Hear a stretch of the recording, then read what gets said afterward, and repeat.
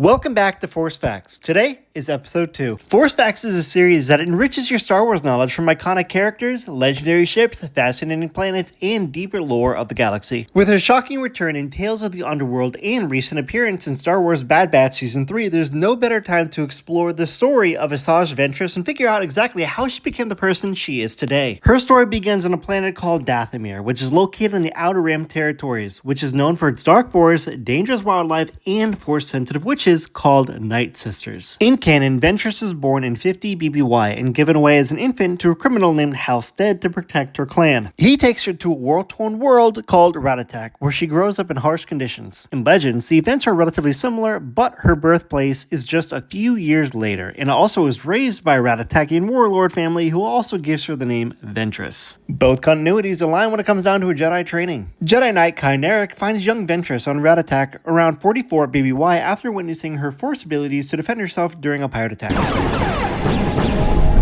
This moment occurs shortly after the death of Halstead, which was the man again who took her from Dathomir. In both canon and legends, Kyneric becomes a father figure to her, rescuing her from enslavement and training her in the ways of the Jedi. Isolated from the Jedi Order, Kyneric and Ventress protect the local population of Ratatak, forming a strong bond. His tragic death around 22 BBY during a conflict with warlords becomes the emotional catalyst for Ventress' fall to the dark side in both continuities. In Legends, this loss also cemented her belief that the Jedi abandoned her and her master, deepening her resentment toward the Jedi Order. After Kyneric's death, Ventress embraced the dark side, ruling Ratatak with vengeance and cruelty. Legends also uniquely details her tattoos and 12 markings representing each of the warlords she slayed. In Legends, Dooku finds Ventress fighting in a gladiatorial arena on Ratatak. Impressed by her ferocity, he tests her by engaging her in combat after she boldly claims, "I am Sith." Dooku then delivers the iconic line, "You wear the trappings of the Sith, you fight like the Sith, but this can be imitated."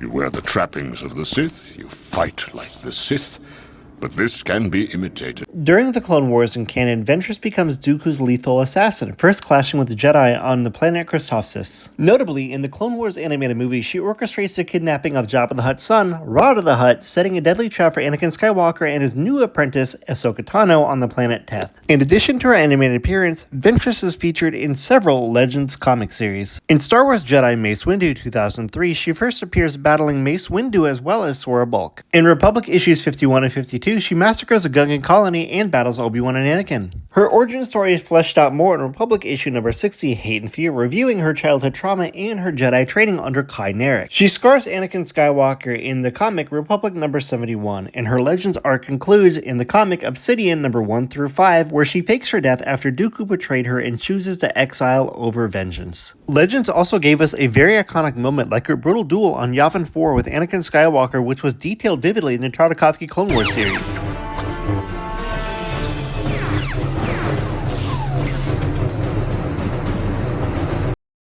Now, in canon comics, Ventress' development continues beyond the screen. In Age of Republic's special sister, she protects two girls, reflecting her lingering loyalty to the Night Sisters. In Return to Vader's Castle number 3, she investigates a mysterious disappearance in the Coruscant underworlds. In Battle Tales number 2, she teams up with Count Dooku to duel Obi-Wan and Anakin. In Star Wars Adventures number 12, we see Aayla Secura battle Asajj Ventress over secret separatist plans. And finally, in Hyperspace Stories number 5, she subtly disobeys Dooku to protect a Gungan child, foreshadowing her breaking away from him. In both canon and Legends, Ventress' fate changes dramatically when Dooku betrays her in 20 BBY. Surviving the assassination attempt, she reconnects with her Night Sister heritage. This also concludes her failed revenge attempt against Dooku using Savage Opress. She even enters a significant bounty hunter phase, notably working with people like young Boba Fett, Latch Razzie, C-21, Highsinger, and even briefly crossing paths with Dengar. In the Clone Wars Season 5, we see Ventress also lose her iconic red lightsabers while she was ambushed by Barriss Offee, who steals them as of a part of a plot to frame Ahsoka Tano. The loss of her lightsabers were a symbolic loss, marking a severing of her last physical ties to Count Dooku and the Sith. In the canon novel, Dark Disciple, she gets a brand new single yellow-bladed lightsaber from the black market. Also in Dark Disciple, she teams up with Jedi Master Quinlan Vos on a mission to assassinate Count Dooku. As her mission progresses, Ventress actually falls in love with Quinlan Vos, and she begins to rediscover the light within herself. When Count Dooku captures Quinlan Vos and turns him to the dark side, Ventress risks everything to bring him back. In a final act of redemption, she sacrifices herself by absorbing Dooku's Force lightning to save Quinlan.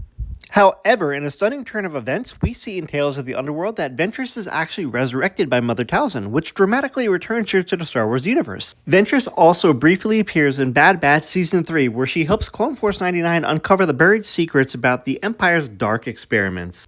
And with that, that concludes Asajj Ventress' story so far. Let me know down below if you found this entertaining, what character should I do next, and tell me, what do you think about her returning in the Star Wars universe? If you like videos like this, don't forget to check out the first episode of Force Facts featuring Plo Koon, and as always, do not forget to like and subscribe for more Star Wars content such as this.